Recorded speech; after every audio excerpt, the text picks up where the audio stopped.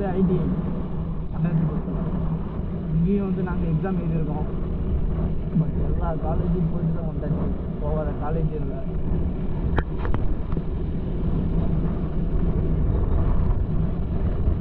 வந்து பார்த்தீங்கன்னா கண்ணாச்சிபுரம் ஒரு 2 கிலோமீட்டர்ஸ் இருக்குது.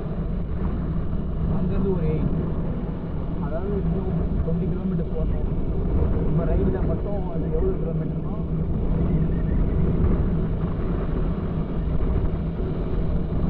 120 கிலோமீட்டர், அதாவது 20 கிலோமீட்டர் ஓட்டியாச்சு. இந்த ரைடுக்கு மட்டும் 120 கிலோமீட்டர் கரெக்டாக ஓட்டிச்சு. அதுக்கு மேலே நான் போய் ஓட்டு வரணும் கொஞ்சம் தூரம்.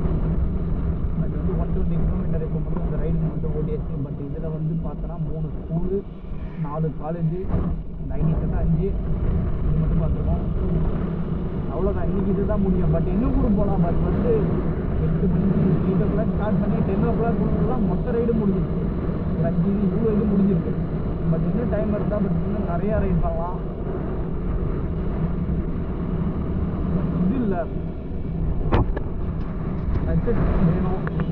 பட் இன்னும் எக்கச்சக்க காலேஜ் எடுக்கலாம். பட் இருந்தாலும் இன்னொரு விஷயம் என்னன்னு பார்த்தா, எல்லா காலேஜ் இப்போ மூடி இருக்கு, ஸ்கூலும் மூடி இருக்கு. பட் ரைடு எடுக்கிறது வேஸ்ட்டு.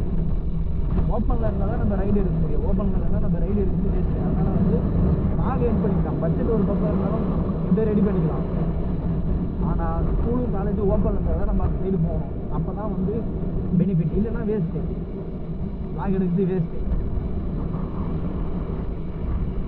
அதனால் ஓப்பன் பண்ணிட்டதுக்கப்புறம் வேணால் ரைடு வேணால் ஸ்டார்ட் பண்ணலாம். ஓப்பன் இல்லைன்னா ரைடு பண்ணுறது வேஸ்ட்டு.